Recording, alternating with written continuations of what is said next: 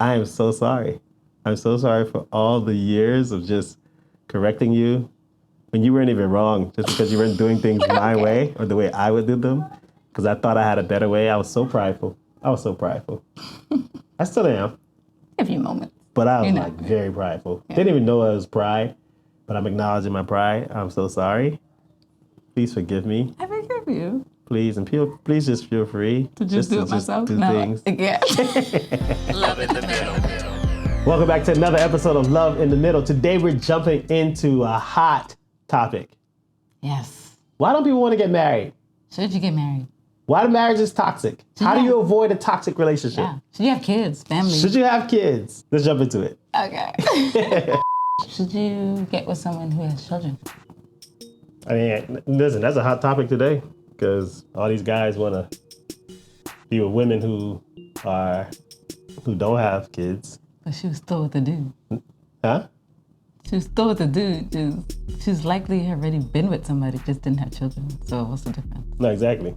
I understand somebody being like, you don't want to raise somebody else's child. I understand you wanting to be with somebody who hasn't already had a child because like that's the prize for the man. So he got the prize already. So what am I gonna? You know what I'm saying? So there's a lot of that going on. What? And you know, every time you say these things, I'm like messed up. I think a lot of it started with Kevin Samuels, and because he was so influential, everybody just kind of picked it up and ran with it. Like they weren't thinking these things by themselves. They were already thinking these things by themselves. They just got permission. No. They were probably thinking these things, but would probably act in spite of it. But I think he emboldened people to be like, yeah, I ain't messing with no woman with no kids. That's why I'm never having kids. Yeah. He's dead. He died and it's done. Like all of it's done. Alone. And we all gonna die one day. But like he died, I think he has a daughter, but like we don't know too much about her. He died marriageless with a mistress at his side. No shots at him, but it's like, bro, what was all that for? And his legacy is just one of controversy. Yeah. So I don't know. So I think there's a lot of people who just are caught up in that whirlwind of thought, and I think it's preventing a lot of people from moving forward and getting married. I think you know what I'm saying. I think it's a guy that's thinking like that is not trying to get married anyway. I think people want to. I think it's inside of us to want to be married. I think it gets tainted by our experiences and. Are those people who are saying that, are they getting married? Well, people in general aren't getting married. But what I'm saying is, I think marriage is like a hurdle for people. People don't see healthy marriages, right? So it's already I don't see that working out. So why should I go for something that I can't even see people successfully do?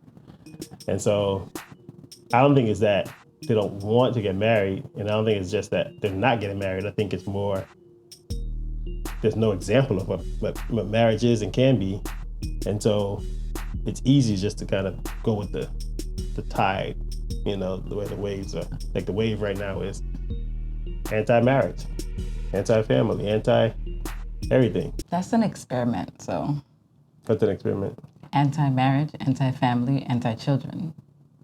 It means an experiment. That's not how, for all of centuries, the world hasn't worked that way.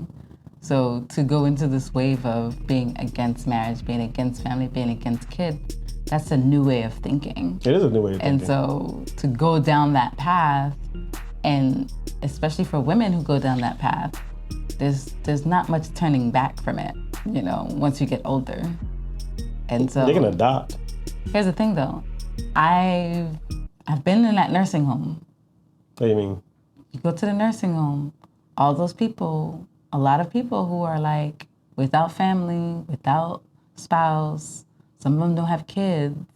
It's like you just end up being a ward of the state when you're old. You're sitting there without anybody coming to visit you, without, you know what I'm saying? Like, that's the reality of, you know what I'm saying? You can sit in it now and be like, yeah, because you're vigorous in your youth. Yeah, you're 30, and you're 40, you're young, and you're 20. But you're going to get old one day, and you're going to die one day. And if you haven't created a sustainable unit of a community to take care of you, what's gonna happen is you're just gonna be an adult orphan. Like, You're gonna be an adultfin. Adultfin. That's like, Yeah. you're gonna be a senior orphan. I won't say Yeah. adult, but that's all that's gonna happen. So Yeah. then let's say you have a disease, or, you know what I'm saying, you get old, you can't walk or whatever. Yeah. The state is just gonna put you in a senior orphanage, which is a nursing home. Yeah. And you're gonna be at the mercy of an angry West Indian nurse's aide. Why she gotta be West Indian? Because they usually angry and West Indian, and I can say that because I'm West Indian. Tell me I'm wrong. They get into the profession. They're rough.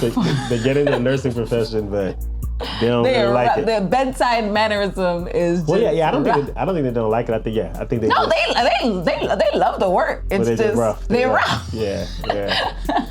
You don't want to be at the nursing home with the West Indian woman. With a West Indian Nurse. with no bedside manners. She's just like, suck it up. So I think it's important that we start, really considering for Like, people you count the costs. for people who are not married, they need to start considering, if you're 30 years old, you should start really highly considering family.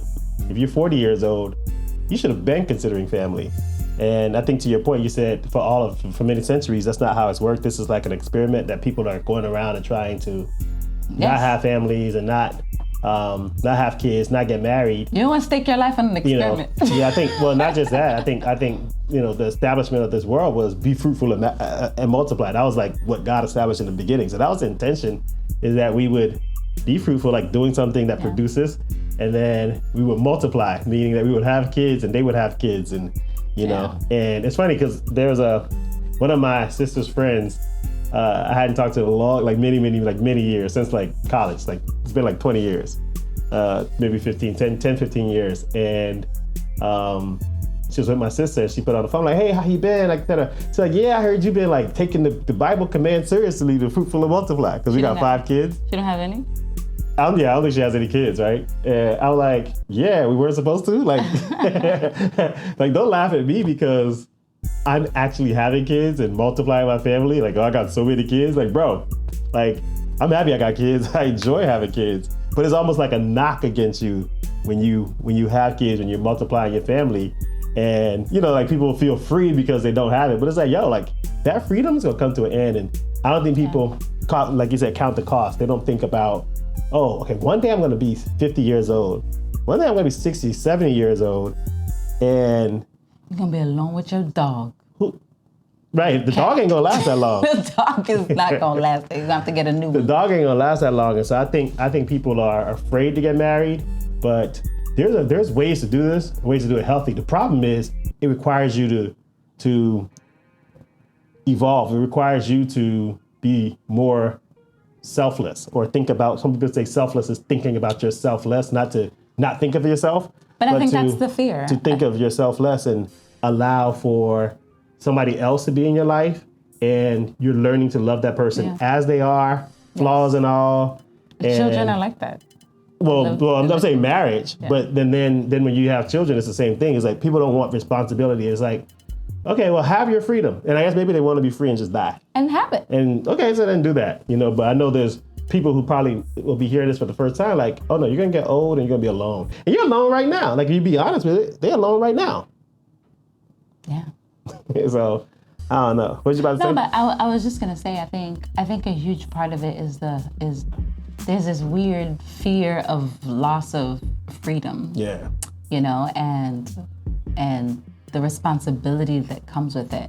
And that's with anything that you do. And so I think it's, You get a job and lose your freedom. You have, whether you have a You job. working. Here's the thing, you exist in a country, like, you're not as free as you think you are, right? So you have responsibility to something. Whether you're in this country or another country, you gotta pay taxes. You gotta follow everything, there's a give and take in every system that you participate in, right?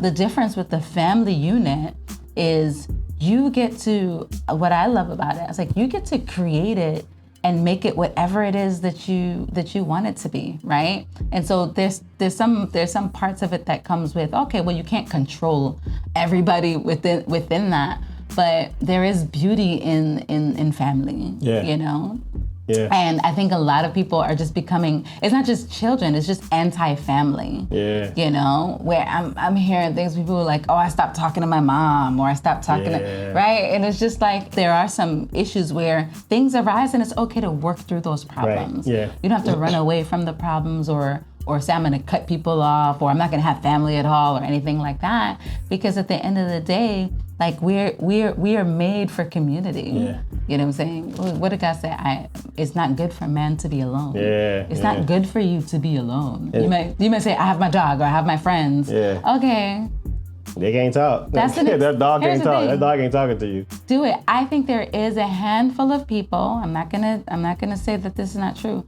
I think there are a small subset of people in this world that actually enjoy being alone, and they're okay. And I think they built for that. And they're built for that. Yeah. And the Lord built them that way. Yeah. You know what I'm saying? Yeah.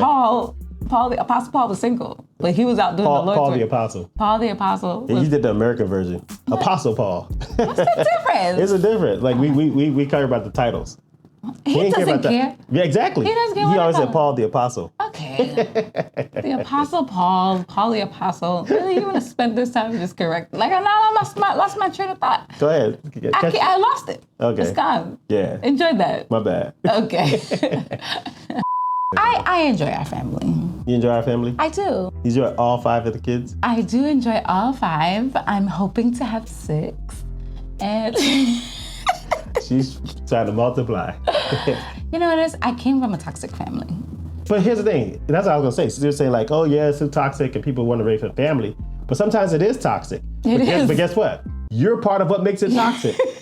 You're running away from it, trying to think like, oh, the other person is the only toxic one. They think the same about you. You're contributing to the toxicity. You may be the toxic And this is the beautiful thing about marriage. Marriage can be like that too. Marriage can become like that too. Nobody starts that way.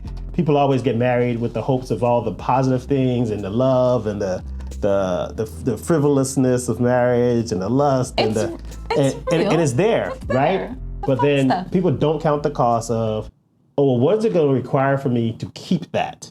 And so it can build and become toxic over time, especially if you're allowing other people to partake in your emotional side, and that you're not giving that fully to your spouse, or you're allowing other people to take in your physical side.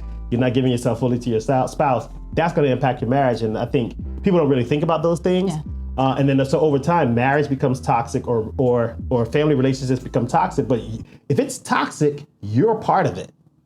And maybe that other person does have issues. But here's the beautiful thing about marriage, right? And this was the point.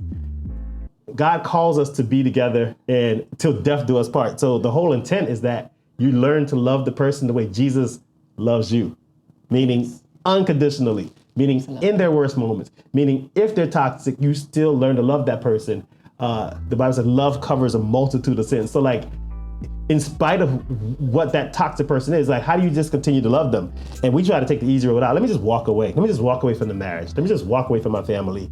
But there's times to walk that's away. toxic. That's the thing. I think what people will pause and be like, oh yeah, well, you know, we're not talking about those. It's obvious extreme, it's obvious when it's time to walk away. We're not talking about the like if there's extreme physical abuse, circumstances, like walk away from that. like let's not get distracted. Yeah. We're not talking about that. You know, we're not talking about that. Yeah. What we are talking about is there are times when it does get difficult, and I think what we've learned is, I know for me specifically, I realized that some of the things that were contributing to the toxicness was my own trauma that from that toxic family that you're running away from. That you still encounter, you still love. But we don't realize that it becomes part of us. Yeah. It becomes part of our personality, part of our identity, part of who we are. And so a lot of the times in your relationship, that person could be triggering things that you're not even aware that they're triggering. And they're not aware that they're triggering. And they're not even aware that they're triggering. And so sometimes you're having these clashes and you don't know why. You think it's the other person or the other person think it's you. And oftentimes what you guys are stumbling on is your landmines of things that your actual brain is remembering From childhood.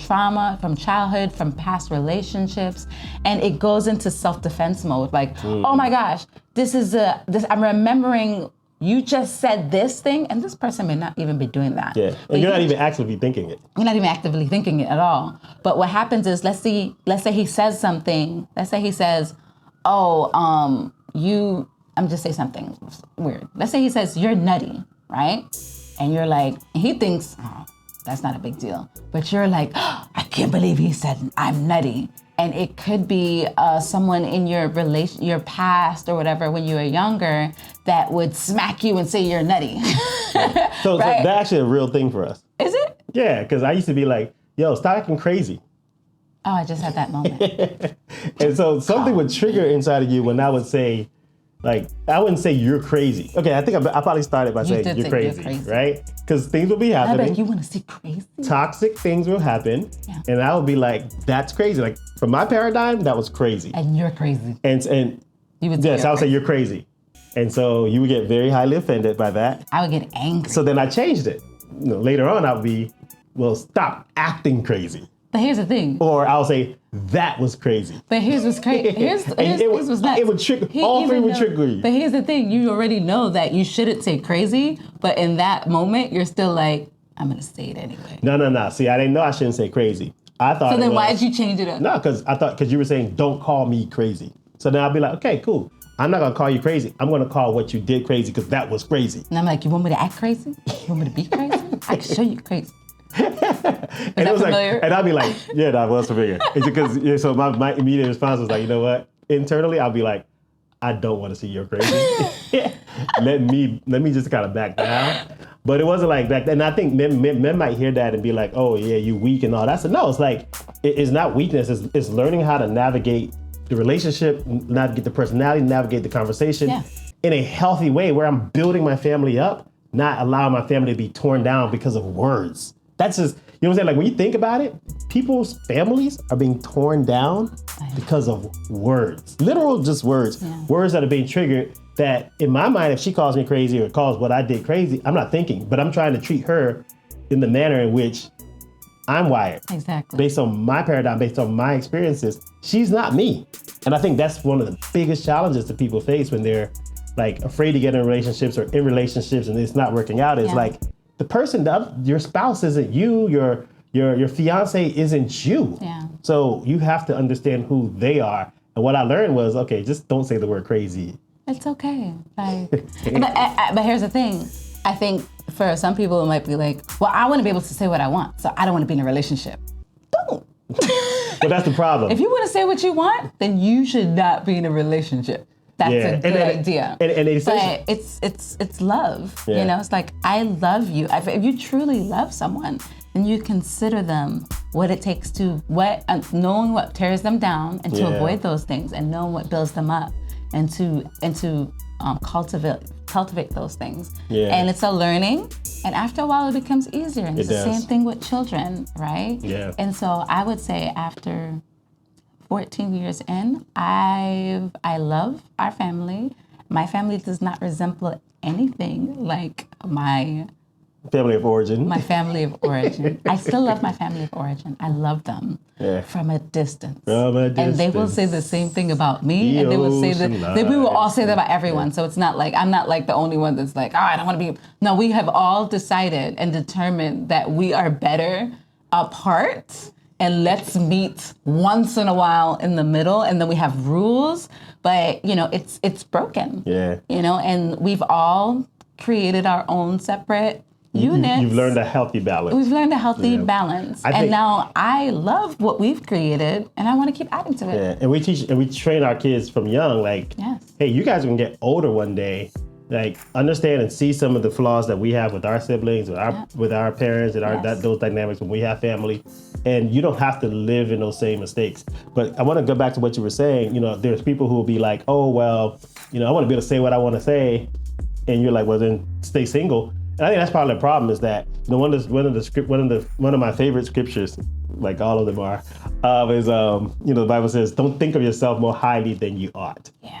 And when you're saying, I want to be able to say what I want to say, it's like, you're basically saying that, everything I say is great and I'm better than everybody. And so, I'd rather be alone because nobody's as good as I am. You know what I'm saying? Like you're essentially just elevating yourself and you're not thinking that, but your words are demonstrating the pride that's really inside of you of, you don't need a relationship. Nobody's good enough for me. You're one of the singles. Well, but here's the thing. Well, no, I wouldn't even say that they don't need a relationship. They don't recognize their need for a relationship. Yes. If you're thinking that, it's like you're unwilling to change and you don't realize that you just really have a really deep pride issue. Yes. And the only thing that's going to really break it is relationships. Yeah. Is being amongst people that will tell you, hey, like the way you're thinking about that or what you just said, that is messed up. And yeah, you should be able to say whatever you want to say. That's, say whatever you want to say.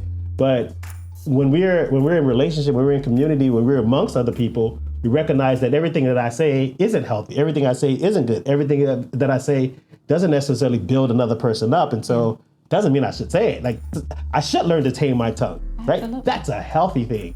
Because the things that are coming out of our mouths, like if I say everything that comes out of that's in my head and let it come out of my mouth, man, I'm going to tear down everything. You're going to set fire to the place. So yeah, so I just if you think, feel like you must say it, you absolutely have to get it out, write it in a journal. Yeah.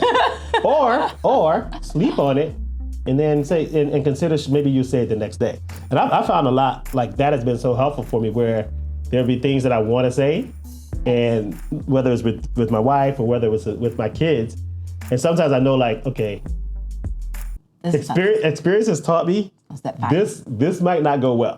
So I can say this, but this might not end well, but it needs to be said, right? So I'll be having that experience where I'm like, it needs to be said, but this might not go well. So what I've learned to do is what doesn't need to be said right now. Yes.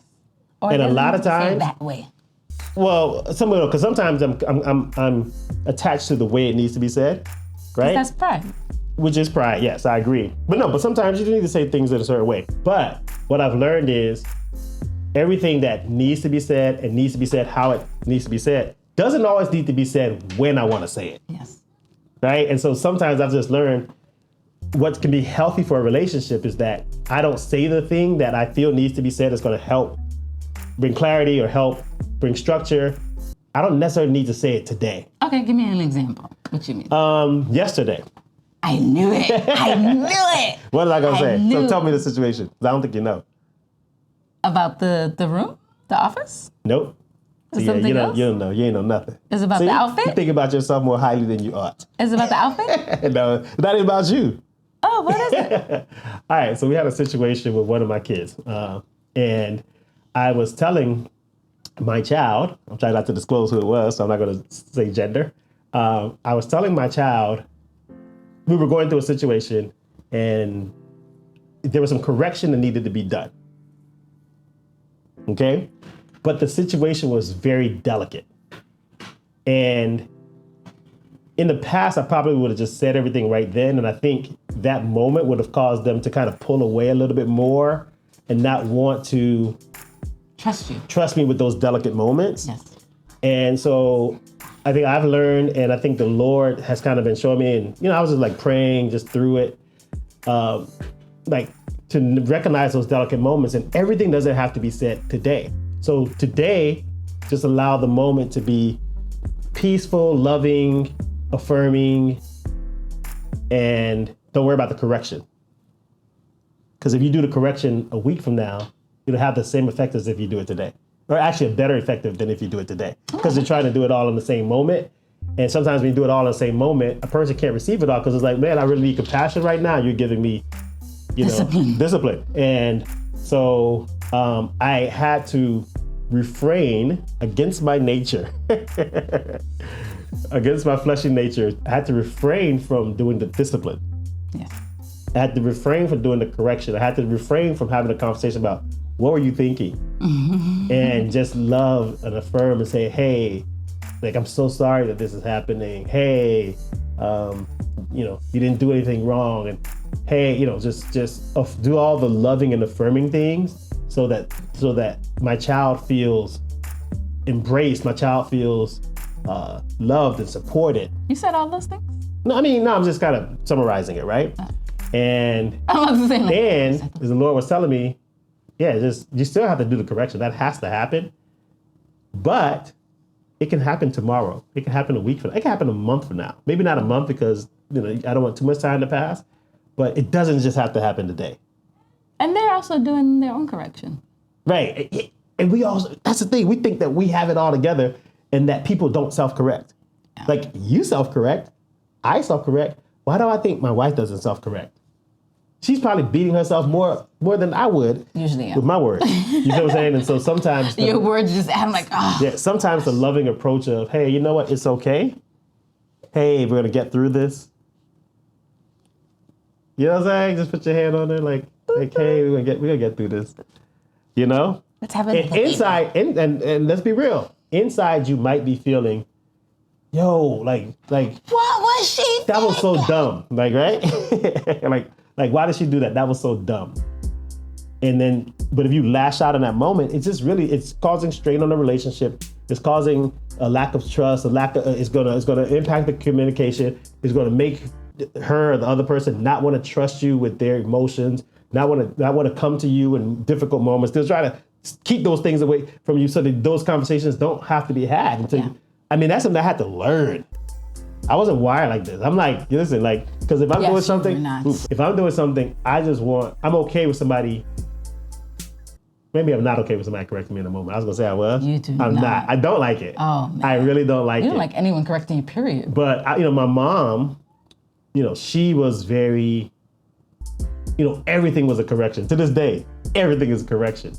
And while I appreciate her insight, her wisdom, it's also sometimes very hard to hear it because one, I'm doing my own self-correction. Two, the thing you're trying to correct me on, I might have already tried it, right? And I think like the older I get, it's like the more she and I interact. It's like, yeah, I've tried that. It's not often that something new comes up, because I've lived a lot of life now. You know what I'm saying? And so, and I think that goes to the point of what we're talking about of how our family dynamics impact us. Right? Yeah. You just described what. No, so that was my point. That was my point. Excellent. That was exactly my point. Go ahead. You can say it though. Go ahead, finish. No, I was saying that was my point. And so, because I grew up in that kind of environment where it kind of seemed like even if I did something right, I could have done something better. Mm-hmm. I came to my marriage like, even if my wife didn't do anything wrong, I wanted her to do it better according to how I do things. Yeah. And I just had to learn, like, she is not me in her way. If it's not hurting anybody, it's okay. It might not be my way. And I just learned to be okay with that. And just sometimes I used to walk away and be like, oh, God, she's doing this the hard way. Right? The hard way for you. No, it'd be the hard way, period. Because it's like, oh my God, you're going through so many steps for something that could be done so much easier if I just step in and tell you how to do it easier. But I learned, like, it's okay if she's doing it the harder way. Like, maybe she'll get to the point to where she realizes it just wasn't worth the tension. And it's also crippling. It cripples. I crippled you? You don't walk with a limp. You emotionally have a limp? You have an emotional limp? Is this a safe space? It was a little crippling for a long time because what would start to happen is I would second guess making decisions. It became hard for me to make decisions because I'd be afraid, like, how do I know I'm doing the wrong way? And so what would happen is I'll just come to you and be like, hey, what do you think? What do you think I should do this? And now you're like, just go ahead and do it. Like, just oh my gosh, no, I can't do it. It'd be like little things. I'd be like, yo, just do it. However you do it. I don't. It's your fault. So now I'm realizing you created that environment. I want the whole world to see. I'm so sorry. No, listen. Hard. Allow me to have this moment. I am so sorry. I'm so sorry for all the years of just correcting you when you weren't even wrong, just because you weren't doing things my way or the way I would do them, because I thought I had a better way. I was so prideful. I still am. A few moments. But I was very prideful. Yeah. Didn't even know it was pride, but I'm acknowledging my pride. I'm so sorry. Please forgive me. I forgive you. Please, and please just feel free. To just do it myself? Do things. Yeah. Am I apologizing now for my sake or hers, right? For your sake. I do call you for everything. I'm like, call you for everything. I mean, like, yo, like, how did I do this? How did I do this? Listen, the Lord. Do it however you want to do it. The Lord had to tell me. It's like, Charity, like, no, get out of Laban's orbit. I'm like, yeah, but I gotta ask him. I gotta ask him what he thinks. So now I'm like, oh. So I can't get nothing done. Can't get yo. nothing done. I'm all day. You trying to work, I call you. I hey, leave the Nathan. house. I go to the co-worker Hey, this is spaces. what I'm thinking.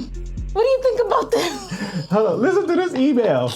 I'm like, bro. How should I respond to this email? And you do it. Sometimes you jump in like, oh no, you still do it. You're still correct. Because you know you I can rarely be- go, honey, just do it however it comes out. You'd be like, oh no, reword. It's automatic. Well, okay. Reword it this way. Time out. Depends on what we're doing. Because we're starting like new ventures. So like we're at the front of a new nonprofit that we just started. And because we're doing like brand new things, I think I'm a little bit more sensitive to just how things are starting. But like a year, The flyer, it's like, oh, don't do it that way. Oh, I don't like those colors. So I'd make the flyer. You would come in and be like, nah, I really like that color. So yeah, but understand. So because I'm part of the venture, like that to me, that's my job. That's my role. No, I know it's your job, but that's my department. What I'm saying is, because now we're working together in this way, and it is your job, it exasperates the whole, oh yeah, I was saying, oh man, this sucks. I gotta ask Laban. All right. Oh my gosh. I quit. Let me go talk to this person. Should I talk to this person? I don't know if I should talk to this person. I quit. I leave the company. I'm putting my two-minute resignation like right now. You know what's crazy though? The only time that it doesn't really happen is if I'm in an environment where you're not there. Then it's like, oh. But that's why I try to leave the house. All right, I'm gonna stop answering my phone. Hey, Laban, let me give you this for dinner. What do you think? Yo, that's why I started leaving the house. I'm like, because she keeps interrupting me everything I'm doing. It's your fault.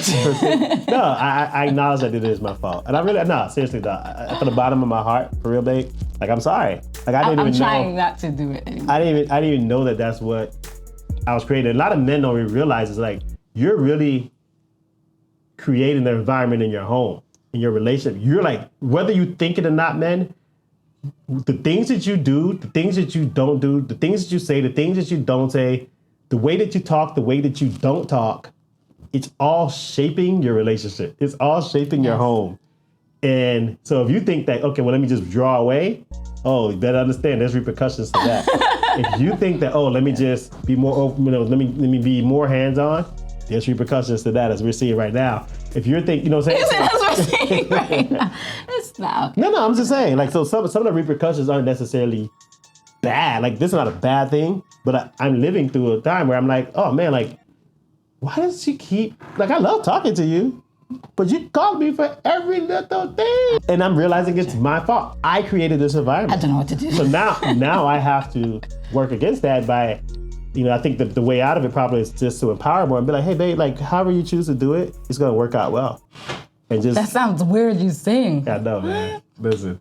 So, but I think I have to do more of that to now foster the healthy side of that. You know what I mean? Yeah. So that, and so we have to be, as men, understand, like, whether or not you buy into, the male is the head of the household and all that stuff, and we're not talking about money, right? So scratch that out of your mind. Just think of it, if you can, in like a spiritual sense.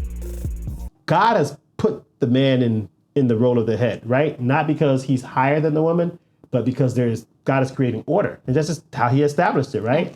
And so whether or not we are intentionally following that order is still being followed. So when things get out of order, because okay, well, I'm not gonna run my household that way. Okay, so just understand there will be repercussions to that too. Absolutely. And I know people who have marriages where the men kind of played the back seat and they didn't want to be, they didn't want to lead or feel like they were the head of the household. It doesn't mean you make every decision. Absolutely. It just means that, just understand like everybody else in the household is following you.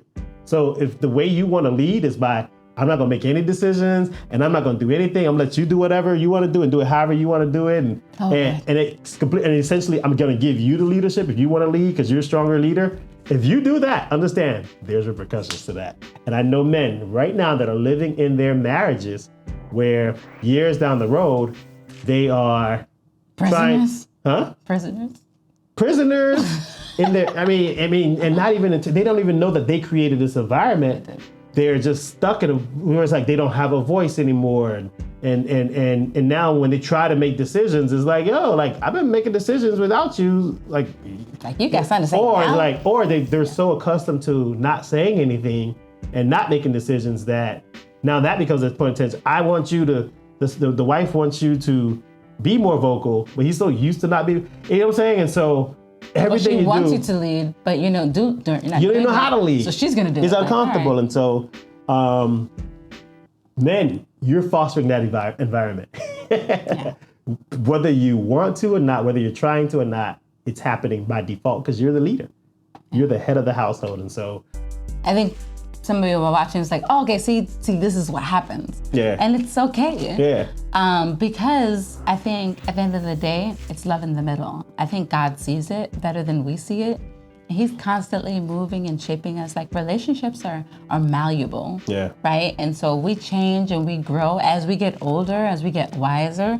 We stop doing some things. There's lots of things that we used to do in the beginning, especially when it comes to our kids, that we just really don't do anymore. And so you learn and you reshape as the person is growing. And I think the more you're open to being flexible in the relationship and serving the other person what they need and vice versa, then you create an environment that's worth having, a family that's worth having, and a family that's worth creating. Yeah. And it's beautiful. It's like art.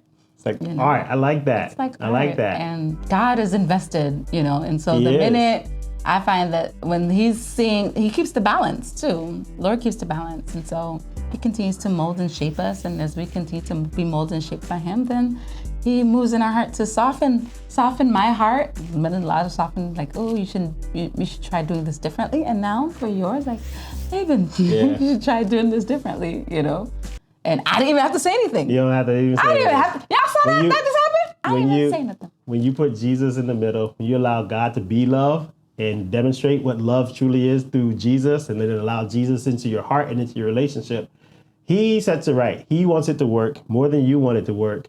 Or if you're married, because if you're not married, he might not want that to work. But he's invested. Like the Lord is invested in your relationship. And the whole thing is he's allowing the relationship to make you become more like him. We started talking about this relationships where people are foregoing marriages, relationship, and children. And I will say, I don't blame you if you're doing this without Jesus. Yeah. Because humans have issues. So if you're hearing that message and you're like, I don't think I want that, and you're not rooted in the reality of who God is, and that person that you're with is not rooted in the reality of God is, then you are taking a chance. And I'm not saying it doesn't work. I've seen people who are unbelievers make it work because they have pretty good temperament, and they're able to find, they would just happen to be able to find a balance between those temperaments, and it works. That's like winning the lottery. It's really rare. It's rare that happens. And if that's the case, then albeit, but we're talking about it in, without God, we would not be together. We wouldn't have made it past our first date. We wouldn't have made it past our first date. Honeymoon. We wouldn't have made it past our first date. We wouldn't have made it past our honeymoon without the Lord being with us submitting to God, and he's invested in this, and he's the one that's been shaping this. And that's why we call it love in the middle. So what we're sharing with you, all this growing up our family, even as big the size of our family, would not happen because we're not by nature compatible. We're not compatible by nature. What we've done is when we submit our lives to God, through Jesus becomes the Lord of our lives. So I don't have to be the Lord of my life anymore. I don't have to be the Lord of my family anymore. And what Charity is saying is a lot of you are out there, you want to be Lord of your relationship. And you want to be Lord of your life. And if you're being Lord of your life, then it is up to you to figure it out. It is up to you to maybe stay away from marriage because you can't ever see it working, because nobody's ever going to be, if you're the Lord of your life, yes, that's going to happen. And you have to rely on your own limited wisdom in making it work. But if you allow Jesus to be Lord of your life, then it changes, because now I can go to him, and he changes her heart, he changes my heart. I can go to him, he brings order to my family when there's chaos. I can go to him and he shows me his ways. I try his ways, and his ways work. And you may be saying, well, I went to church, I tried that. Yeah, Because people have been in the comments and they'll say that, but I went to church and the church tried to do this, the church. Okay, so and there's layers. That's a whole other That's conversation. a whole other conversation. But I'll just say briefly, there's layers to that too. Yeah. Because a church should be there for you for guidance, and if the people in the church are trying to be Lord of your life too, then that doesn't work either. And so You need to find another church. I think you probably just got into an unhealthy church environment, and. It's okay to find one that works. In addition to going and being part of a church, you also need to be, reading the scriptures on your own and learning to hear from the Lord on your own, so that as you're getting wisdom from multiple people. The Bible says, in a multitude of counselors there is victory, and so the more godly people you put around you, that is a better thing. But you might not even be able to discern if they're godly people or not. Exactly. You know what I'm saying? And so you being in the Word of God, you being in scriptures, just read a little bit every day. Yeah. Don't start in Genesis. Start more like, in one of the four Gospels. Start in one of the four Gospels, Matthew, Mark, Luke, or John, and see who Jesus is. And then ask him to make you like him. Yes. And the more you do that in your journey, you will grow to be like Christ. And you'll grow to discern people who are who they say they are when they say, hey, I'm a Christian, or not. And churches. And then you'll also be able to learn to submit to godly leadership in a healthy way. Because there is some healthy leaderships, godly leaders out there, and there's also a lot of unhealthy ones. And so that's a conversation. Our heart is for you to find and have and be in and amongst healthy godly leadership. If you want coaching for your relationship, hit us up. We can definitely do a few sessions with you and help you just kind of maybe just get on a positive track. Yeah. It's always faith-based with us, and so if you're okay with that, we're okay with it. We can work with you. So just message us, and we'll see where it goes. All right.